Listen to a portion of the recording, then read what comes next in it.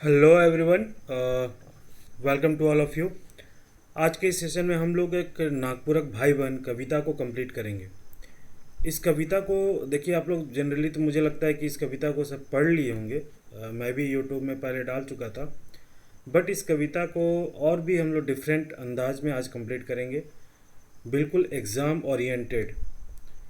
Oriented कैसे पढ़ना है उसको आज मैं आप लोगों को बता रहा हूँ। ठीक है, तो आज बहुत अच्छे से समझने की कोशिश कीजिएगा क्वेश्चन कैसे फ्रेम होगा इस कविता से, और हम लोग क्या क्या सीख सकते हैं एग्ज़ाम के लिए। जैसे व्याकरण का क्या पार्ट है, व्याकरण को कैसे इसमें देखते जाएं। हर चीज़ को हर दिन अगर हम लोग चाहे कविता पढ़े, कथा पढ़े, गीत पढ़े, अगर वहाँ पे हम लोग व्याकरण का हर पार्ट को देखते चलेंगे ना, तो रिवीजन हो जाएगा बार बार। तो आपको ना व्याकरण का जो सेक्शन जो काफ़ी टफ सेक्शन लगता है, उसमें आपको ना रटने का ज़रूरत नहीं पड़ेगा, बहुत इजी गोइंग में हो जाएगा। तो आज हम लोग हर तरीके से करेंगे। जो लोग अगर मान लो क्लास के नहीं हैं और इस वीडियो को देख रहे हैं, वो भी कम से कम ये समझे कि कैसे पढ़ना होता है। ठीक है, तो आज हम लोग देखते हैं इसको बिल्कुल नए अंदाज में। ठीक है, नागपुरक भाई बहन, इट मीन्स कि होता है, देखो, नागपुरक भाई बहन। सबसे पहले होता है नागपुर के भाई लोग। जब भी क लगता है, आप लोग व्याकरण में जैसे ही हम लोग पढ़ेंगे, जब भी लास्ट में क रहता है, इसका मतलब होता है का। नागपुर के का। भाई मन, भाई मन मीन्स क्या होता है, भाई लोग। मन किसके लिए करते हैं हम लोग, बहुवचन के लिए प्रयोग करते हैं। तो नागपुर के भाई लोग, भाई लोग का यहाँ कहने का मतलब सेंस है भाई मन। अब यहाँ पे क्वेश्चन पूछा जा सकता है, चलो क्वेश्चन को तो हम लोग लास्ट में देखेंगे, लेकिन अभी जब बोल दिए तो सुन लो।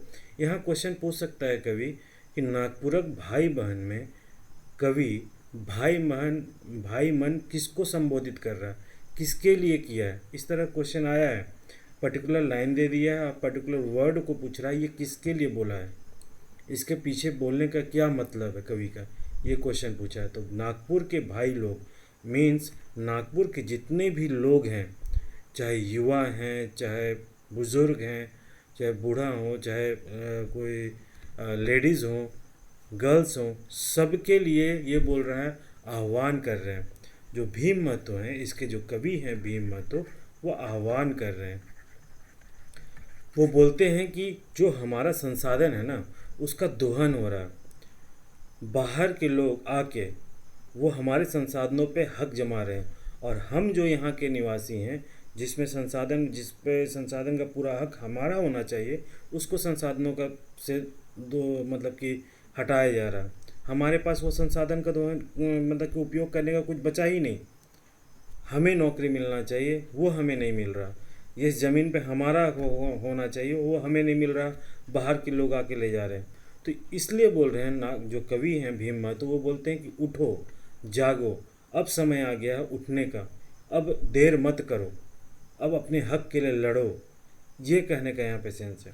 ठीक है, तो इसमें कहते हैं, हम लोग देखते हैं लाइन बाय लाइन कवि क्या कह रहे हैं। बोलते हैं, नागपुरक भाई बहन सुतल ही कालके, एतई बेरा भेलक मुदा नींद टूटत नके। नागपुर के भाई लोग सुतल ही कालके, किस प्रकार तुम लोग सोए हुए हो। सुतल ही कालके मतलब किस प्रकार सोए हुए। यहाँ सोने का मतलब वो नहीं हुआ कि रात में सोए हुए हैं और सुबह में लेट से उठ रहे हैं, वो नहीं बोल रहा। किस प्रकार सोए है, सोने का तरीका गलत है, वो नहीं बोल रहा। बोलता है नागपुर के भाई लोग, यहाँ के लोग, युवा, अरे युवा, नागपुर के युवा, अरे बुज़ुर्ग, अरे लेडीज़, अरे महिला, अरे गर्ल्स, बच्चे, सबको संबोधित कर रहा है। बोलता है तुम लोग किस प्रकार सोए हुए हो, तुम्हें मतलब तुम नींद में हो, तुमको कुछ नज़र नहीं आ रहा है क्या, उठो। एतई बेरा भेलक मुदा नींद टूटत न के, मतलब इतना समय हो गया, अभी नींद तुम्हारा टूट नहीं रहा है। तो यहाँ कहने का मतलब क्या है, इतना समय का कहने का मतलब ये नहीं हो रहा है कि सुबह का आप 10 बजे सो के उठ रहे हो, वो समय का बेरा नहीं कहने का मतलब है। यहाँ बोले इतना समय हो गया, इतने दिनों से लोग आपके संसाधन का दोहन कर रहे हैं, आपका शोषण कर रहे हैं, जिसमें आपका शक है वो उससे आपको मतलब हटाया जा रहा है, वंचित किया जा रहा है, और आप लोग का नींद टूट नहीं रहा। ये कहने का मतलब है। इतना ही मीन्स क्या होता है, इतना। इतना बेरा मीन्स होता है समय। बोल रहा है नागपुर के भाई लोग, तुम किस प्रकार सोए हुए हो, इतना समय हो गया आपके संसाधनों का दोहन करते हुए, आपको दिख नहीं रहा, आपका नींद टूट नहीं रहा, इसलिए जागो, अब समय आ गया, उठो, अदरवाइज सब कुछ खत्म हो जाएगा। आने वाली पीढ़ी के लिए कुछ नहीं बचेगा आपके यहाँ के लोगों के लिए। इसलिए जागो। हमरिन का जन धन हमरिन का धन जन त्यों मोर भूखे, हाड़ तोरब हमरिन उमन जीवब सूखे। बोलता है हम लोग का जन है, धन है, हम लोग का सब कुछ हम लोग का है। त्यो मोरा भूखे, तब भी, त्यो मीन्स क्या होता है, तब भी, तब भी, तब भी मोरा भूखे मतलब तब भी हम लोग मरेंगे भूखे। हाड़ तोड़ब हमरिन, हाड़ मीन्स होता है हड्डी, क्या होता है, हड्डी। हाड़ तोड़ब हमरिन, हम लोग तोड़ेंगे अपना हड्डी को, खून पसीना हम लोग जलाएंगे, मेहनत हम लोग करेंगे। उमन जीवन सुखियार, हम लोग सब कुछ खून पसीना जलाएंगे, सारा मेहनत करेंगे, सब कुछ समय हम लोग दे दे रहे हैं, लेकिन हम लोग को सुख नहीं मिल रहा किसको, उमन। तो यहाँ उमन किसके लिए कह रहा है, बाहर के लोगों को लिए। आगे हम लोग अभी देखेंगे उमन का क्या सेंस आएगा। उमन जीवब सुखे मतलब बाहर के जो संसाधन का दोहन कर रहे हैं, बाहर के लोग आ जा रहे हैं। अब जैसे मान लिया यहाँ कारखाना लग रहा है, अब कारखाना लग रहा है तो क्या हो रहा है, आपको यहाँ के लोगों को तो मिल नहीं रहा, सब तो बाहर का। असली मज़ा कौन ले रहा, असली सुख कौन कर रहा, असली उसका दोहन कौन कर रहा, बाहर के लोग जो इसको लगाएं। आपके पास क्या मिल रहा है आज के देखिए आपको, मतलब कि ज़मीन का अधिग्रहण हो रहा, तो आपको क्या नौकरी मिलता है, गार्ड का। आपको सही तरीके से तो नहीं मिल रहा है कोई नौकरी, आपको गार्ड का मिल रहा है, गेट कीपर का मिल रहा है ना, पियून का नौकरी मिल रहा है। तो आपका तो जीवन तो कष्ट सुखमय तो हुआ ही नहीं, कष्ट में ही बीता। जबकि इसमें इस संसाधन में किसका हक था, आपका हक था। इसलिए बोलता है उमन जीवब सीखे, मतलब इस संसाधन का आपका हक होना चाहिए, लेकिन जी कौन रहा, वो लोग। हमरिन ठिन हीरा मोती, भरल सोना चांदी, सैकड़ों में जीना कठिन, कतई मुँह छांदी। बोलता हम लोग के पास है हीरा मोती, भरल सोना चांदी। यहाँ देखो एक सेंस है, वाइड मीनिंग है, यहाँ वाइड मीनिंग है। बोलता है हम लोग के पास हीरा मोती है, सोना चांदी, भरल है, भरल मीन्स भरपूर है। यहाँ कहने सोना चांदी हीरा मोती कहने का मतलब हम लोग हर संसाधन से परिपूर्ण है, जिसको सोना कह सकते हैं, चाहे कोयला का संसाधन हो, चाहे जल संसाधन हो, चाहे वन संसाधन, किसी तरह का संसाधन है, सब तरह से हम लोग परिपूर्ण है। सैकड़ों में जीना कठिन, तब भी हम लोग का जीना इतना कठिन हो रहा, तब भी इतना कष्ट है, कहते ही मुँह छांदी। सोचो इतना हम लोग के पास सोना चांदी, हम लोग हर संसाधन से परिपूर्ण है। झारखंड एक ऐसा स्टेट है जो देखा जाए, बोला ही जाता था कि सबसे रिचेस्ट स्टेट बन सकता था, यहाँ पे इतना संसाधन है, फिर भी हम लोग का जीना कठिन है, कहते ही मुँह छांदी।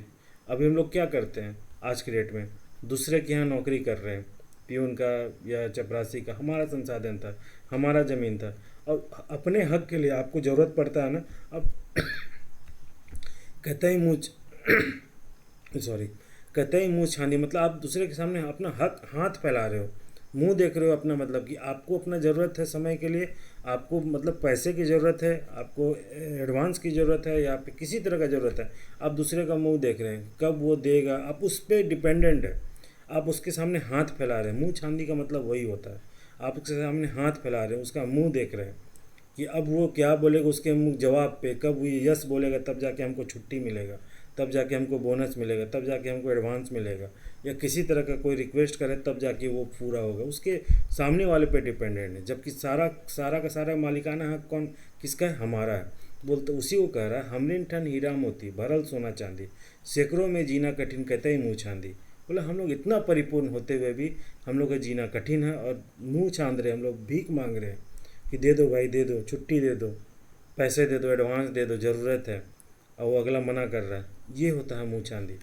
हमरिन कर अनधन, हमरिन कर कारखाना, जहाँ देखूँ तहाँ भरल हीरा के खजाना। बोलता हम लोग का अनधन है, हम लोग का कारखाना है, जहाँ देख रहे हो वहाँ हीरा का खजाना है। यहाँ भी वही मीनिंग है, सिर्फ हीरा का खजाना का नहीं है, वो भी है, हीरा का खजाना करने का मतलब वो भी सेंस में है, लेकिन ये ना बहुत ही वाइड मीनिंग बोल रहा है।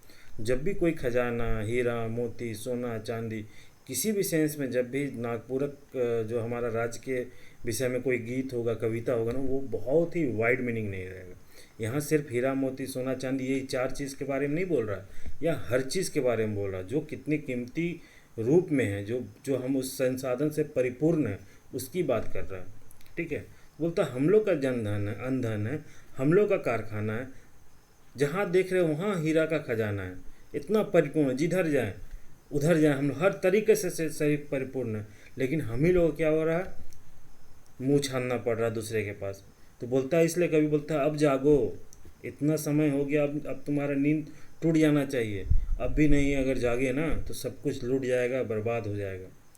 मन किसको कह रहा? बाहर के लोग। अभी देखते हैं, और अभी देखो इसमें क्वेश्चन हम बनाएंगे। मगर तनी जाय ताको कचहरी चाहे थाना, दूरो नी लांगे देव अब चट करवे मना। बोलता है मगर, लेकिन तनी, तनी थोड़ा, बोलता है थोड़ा, जाए ताको मतलब जाके देखो, कचहरी चाहे थाना, दूरो नी लांगे देवा चट करवे मना, मतलब दूरा मतलब दूर क्या होता है? दरवाज़ा। बोलता है दरवाज़ा भी आपको पार होने की नहीं देगा, वहीं दरवाजे से बाहर से ही बोल देगा जाओ जाओ, मना कर देगा। मतलब आप अपने किसी भी कष्ट का, मतलब यहाँ कह रहा कचहरी चाहे थाना। अब देखो यहाँ पे क्या बोल रहे हैं, यहाँ हर चीज़ बोल रहा है, चाहे ऑफिसर, ऑफिस सेक्शन हो, वहाँ पे क्या हो रहा है? बाहर के लोग आ जा रहे हैं। 60-40 क्यों हो रहा है? बाहर के लोग आ जा रहे हैं। आपके यहाँ के लोग तो हैं ही नहीं, जो भी ऑफिशियल होंगे, जो भी ऑफिसर होंगे, वो बाहर के लोग आके बैठ जा रहे हैं। तो जब भी आपको कोई कष्ट हो रहा है, जब आपका कोई किसी तरह का समस्या होगा, आप किसी समस्या को लेके जा रहे हैं, तो आपके समस्या को कोई समाधान नहीं कर रहा है, वो डायरेक्ट आपको ना दरवाज़ा से ही भगा दे रहा है और डायरेक्ट मना कर दे रहा है, देखो यहाँ नहीं होता है, जाओ, अच्छा नहीं हो पाएगा, अच्छा कल आओ। ये कहने का मतलब है, बोलता है तनी जाए के देखो, अभी तो संसाधन का हक हो रहा है, संसाधन ये भी हो रहा है, ये भी संसाधन है। यहाँ जितने भी आपके कार्यालय हैं, जहाँ भी सरकारी कार्यालय हैं, ऑफिस है, प्राइवेट, कुछ भी हो, वहाँ पर भी उसका भी सेंस बोल रहा है। कभी बोलता है कि वहाँ भी जाके देखो, उसके सेंस में एक दे दिया, कचहरी जाओ चाहे थाना जाओ, कहीं पर भी जाओ, वहाँ पे तुम्हारा, वहाँ भी तुम्हारा समस्या का निवारण नहीं हो रहा है, वहाँ भी तुमको भगा दिया जा रहा है। तुम्हारे पास है बचा क्या? तुम्हारा हर चीज़ तो लूट जा रहा है। इसलिए जागो, अब तो जागो, अब इतना समय हो गया, अब उठो, इसके लिए आंदोलन करो, इसके लिए उठो, आवाज़ उठाओ, अपने हक के लिए लड़ो। ये कहने का मतलब है। ऊ मनक भार बोझा और कतब बोहब, धैर्य के विस्नातक रूप अब हमरे बोलब। बोलता है ऊ मनक, उन लोगों का, ऊ मनक कौन? अभी देखेंगे। ऊ मनक भार बोझा और कतई बोहब। अब वही क्या बोल रहे हैं, हम लोग तो मजदूर बने हुए हैं, कारखाना लगाया, ऑफिस लगाया, जमीन अधिग्रहण हुआ, हम तो मजदूर की तरह गेट कीपर बने हुए हैं, पियून बने हुए हैं, सबसे छोटे छोटे पोस्ट में। तो बोलता ओ मनक भार बोझा और कतई बोहा, बोलता उन लोग का भार बोझ और हम कितना बोहेंगे, मतलब सारा मज़ा उन लोग कर रहा है और हम लोग उसका भार बोझा बो रहे हैं। आज सारा मज़ा उन लोग हो रहा है, बड़ा बड़ा ऑफिस से सब आ रहा है, हम कार का ड्राइवर बने हुए हैं। मतलब उस सेंस में बोल रहा ओ मनक भार बोझा और कतई बोह। भार बोझा मतलब नहीं होता है कोई सामान को बोझ, ये नहीं हो रहा, मतलब उन लोग का काम को हम कितना बोहेंगे, अब कितने अपने ऊपर ले रहे हैं, सारा काम हम लोग कर रहे हैं, उन लोग का भार बोझा और कतई बोहब, धैर्य के विस्नातक रूप अब हमरे बोला। बोलता विस्नातक रूप हम लोग अब धरेंगे और हम लोग बोलेंगे, आवाज़ उठाएंगे। 60-40 लो, सबसे ताज़ा उदाहरण है।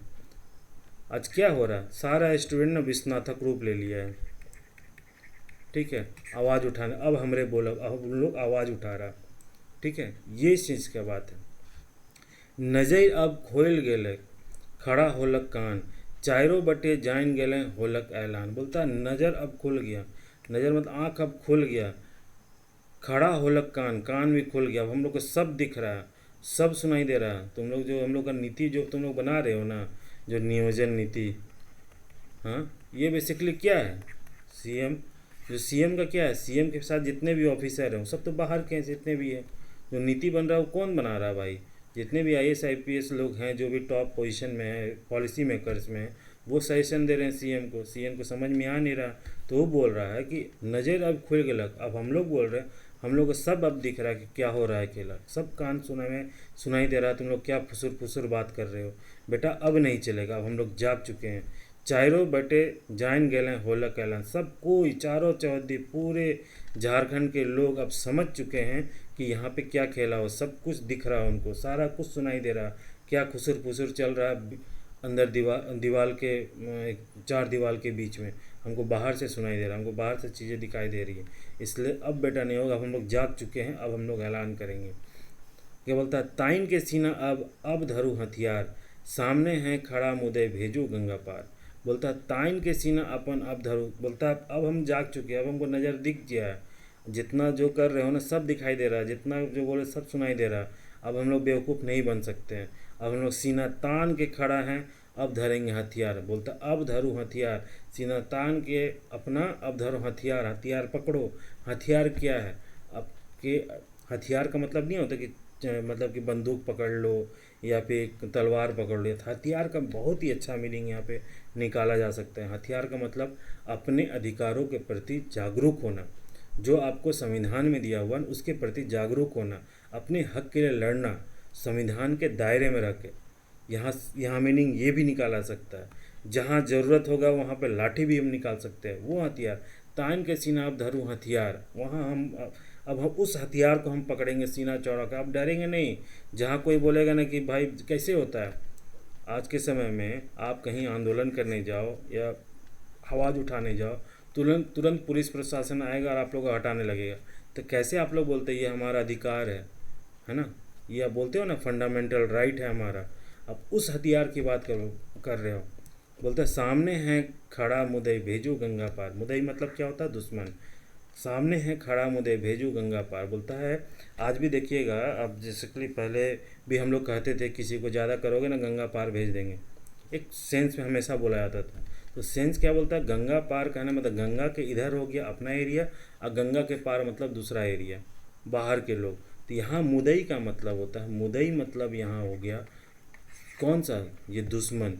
दुश्मन हमारा कौन है? वो बाहरी लोग जो इस संसाधनों का दोहन कर रहे हैं, जो हमारे अधिकारों को हमारे जो अधिकार हैं उससे वंचित कर रहे हैं। उस मुद्दे के बारे में यहाँ बोल रहे, उस दुश्मन के लोग बोल रहे हैं, जो बाहर के लोग। चाहे अगर आप मान लो सरकारी ऑफिस है, ठीक है, वहाँ पे आपको मिल ही नहीं पा रहा 10% आपको, 10% ही आपका पोजीशन, 90% बाहर के लोग आके ले रहे हैं। तो ये आपके दुश्मन हुए, ठीक है। अगर मान लो कोई मतलब कि प्राइवेट इंडस्ट्री आके यहाँ लग गया, आपको नौकरी कुछ नहीं मिला। कितना मिल रहा है नौकरी? नहीं, सब बाहर के लोग आके बैठ रहे हैं। असली इसका मज़ा कौन है? प्रॉफिट कौन लेके जा रहा है? यही प्राइवेट।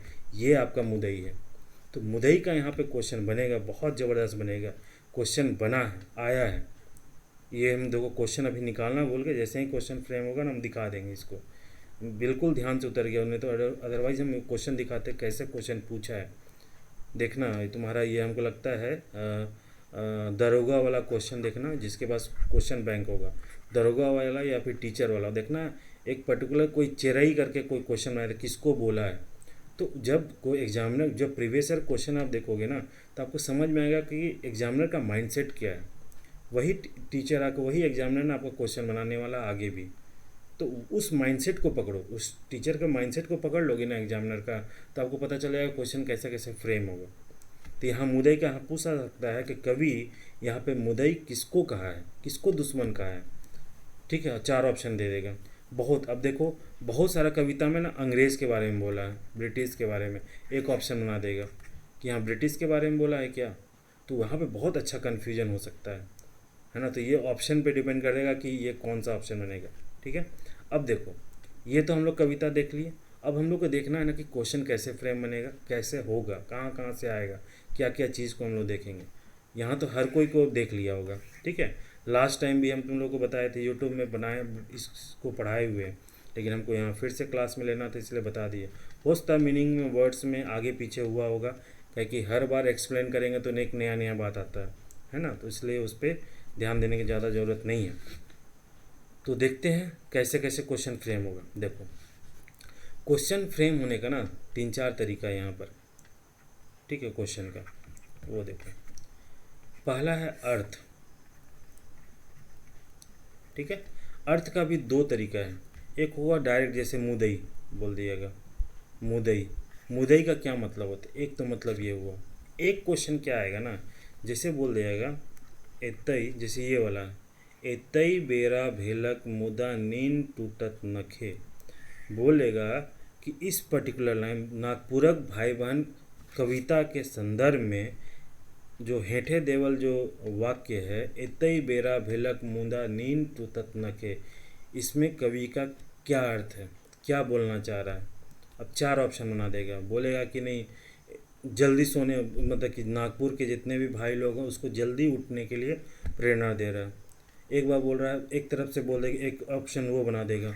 दूसरा ऑप्शन ये बना देगा कि नागपुर के जितना भी जो संसाधन है उसका जो लूट मार हो रहा है, जिसमें आपको वंचित किया, आपके अधिकार से जो वंचित कर रहा है, उससे जल्दी जागने का बोल रहा है। ठीक है। तो इस तरह से क्वेश्चन बनेगा अर्थ में। ये क्वेश्चन आया इस तरह का, डेफिनेटली क्वेश्चन आया हुआ है और ये बनेगा, बहुत चांसेस है बनने का। इस तरह भी पढ़ो। क्यों है ना कि देखो, अगर मान लो अभी क्वेश्चन को, पैटर्न को हर एंगल से नहीं देखोगे ना, तो एग्जामर जो एग्जामिनेशन मेन एग्जाम जिस दिन D-Day रहेगा, उस दिन अचानक से नया पैटर्न में अगर क्वेश्चन आ गया ना, तो हो सकता है थोड़ा सा कंफ्यूज कर जाओ।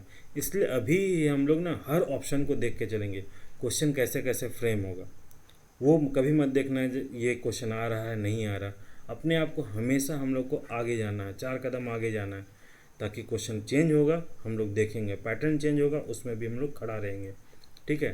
तो यहाँ पे इस तरह का जब भी क्वेश्चन होगा कि सेंटेंस दे के, पर्टिकुलर सेंटेंस दे देगा, बोलेगा इसमें कवि का क्या कहना है, इसमें कवि का क्या अर्थ आ रहा है, तो अभी तो आपके सामने दिख रहा था, तभी तुरंत मार दिएगा ऑप्शन नंबर A या ऑप्शन नंबर B। लेकिन जैसे ही जब पूरा कविता का जब सार आपके सामने नज़र आएगा ना, तो उस वक्त में 4 ऑप्शन ऐसे मिक्स होगा, चारों कविता। जैसे अभी हम क्वेश्चन जब भी बनाएंगे हम टेस्ट वगैरह लेने के लिए, तो हम सारा कविता को मिक्स कर देंगे, तो वहाँ पे क्या होगा ना, कंफ्यूज कर जाओगे आप लोग। इसलिए अभी इन सब चीज़ों को अपने नोट्स में ना हाईलाइट करना। पहला, अब यहीं पे बोल रहा है, सामने है खड़ा मुदा भेजू गंगा पार। अब बोल देगा सामने है खड़ा मुदा भेजू गंगा पार, इसमें कवि का क्या मतलब है, इसमें इसमें किस मुदई की बात कर रहा है। क्वेश्चन बोल देगा यहाँ पे किस मुदई की बात कर रहा है, वहाँ 4-5 ऑप्शन दे देगा, या फिर 1, 2, 3 वाला जो स्टेटमेंट वाइज होता है उसमें क्वेश्चन बना देगा कि ओनली 1, ओनली 2, ओनली 3, ऑल, ऐसे करके क्वेश्चन बना देगा। एक तो अर्थ का क्वेश्चन इस तरह बनेगा। दूसरा इसको देखने के देखते हैं ना, ग्रामर देखो। अब देखो आप लोग में कोई एक बोल रहा था कि काल समझ में नहीं आता है, बोल रहा था। अब देखो काल को अगर तुम लोग एक बार पढ़ लियो और बार बार हमेशा कविता से या फिर कोई कथा से जहाँ भी आ रहा वहाँ पे उस चीज़ को फोकस कर रहे हो ना, आपको कभी भी ग्रामर रटने की ज़रूरत नहीं होगा। फॉर एग्ज़ाम्पल, अब हम यहाँ पे बोल देंगे हमरिन कर जन धन त्यो मोरा भूखे। अब बोलेगा ये किस काल में, बोलेगा ये किस काल में, 4 ऑप्शन दे देगा। बोलेगा कि आपका सामान्य, भविष्यकाल, काल, भूतकाल, भूतकाल का ये बोलेगा, संदिग्ध भविष्यकाल, ऐसे करके ऑप्शन दे देगा। तो इसमें किस किस ऑप्शन में देखेंगे, तो अब यहाँ पे हम लोग को पता होगा, पता होना चाहिए यहाँ पे कौन सा काल के बारे में दिया हुआ है। अब यहाँ देखो मोरब, जब भी मोरब देखेगा तो कौन सा काल था भाई, मोरब कौन सा काल है बताओ। मोरब हमेशा होता है सामान्य भविष्यत काल। जब इसको हम लोग देखेंगे ना ग्रामर में, तब उसमें बताएंगे कैसे होगा। सामान्य भविष्यत काल में भी उत्तम पुरुष बहुवचन। तो इस तरह आप लोग चीज़ कीजिएगा ना तो बहुत अच्छा से तैयारी होगा। हमरिन क्या है भाई, एतई कौन सा ग्रामर का पार्ट है, एतई कौन सा ग्रामर का पार्ट है, आप लोगों को पता होना चाहिए जो भी पढ़े हैं। कौन सा है, परिमाण वाचक क्रिया विशेषण। ठीक है, इस सेंस में भी देखें, ग्रामर वाला सेंस में सब कुछ देख लिए। अब देखो, अब हम क्वेश्चन पूछेंगे अब नया तरीके से। अब बोल देंगे कि मुदई को कहाँ भेजने की बात की गई, जो दुश्मन है उसको कहाँ भेजने की बात की गई। अब इस पर्टिकुलर कविता के सेंस में देखेंगे कि इस कविता के सेंस में और क्या क्या क्वेश्चन बनेगा। ये तो ग्रामर देख लिए, अर्थ के सेंस में देख लिए। अब देखेंगे कैसे क्वेश्चन बनेगा। बोलेगा कि जो मुदई है वो उसको कवि कहाँ भेजने की बात कर रहा था, गंगा पार भेजने की बात कर रहा था। ठीक है, एक तो हम लोग ये देख लिए। बोल रहा था दूरो नहीं लांगे देव अब चट करवे मना। बोलता है किस दूरा को नहीं लांगने, कवि बोलेगा नागपुरक भाई बहन कविता में किस दूरा के नहीं लांगने, मतलब लांगने देने का बात कर रहे थे। किसका, कचहरी का और थाना का। ठीक है, ये बात हो रहा है। अब यहाँ बोल देगा कि जो हमरिन कर अंधन, हमरिन कर कारखाना, जहाँ देखो तहाँ भरल है हीरा का खजाना। यह हीरा के खजाने का क्या सेंस है, ओनली हीरा का खजाना, या फिर इसका कोई वाइड मीनिंग है, ऐसे करके भी क्वेश्चन आया है। ठीक है, इस तरह भी चीज़ को आपको देखना होगा। तो आप हर तरीके से अपने नोट्स में अभी इंडिकेट कर दो।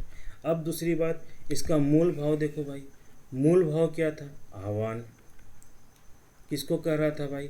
यहाँ के सारे लोगों को, भाई लोग, यहाँ पे बोले ना भाई मन, अरे यार एक मिनट, भाई मन, तो भाई मन किसके लिए बोल रहा था भाई? किसके लिए बोल रहा था?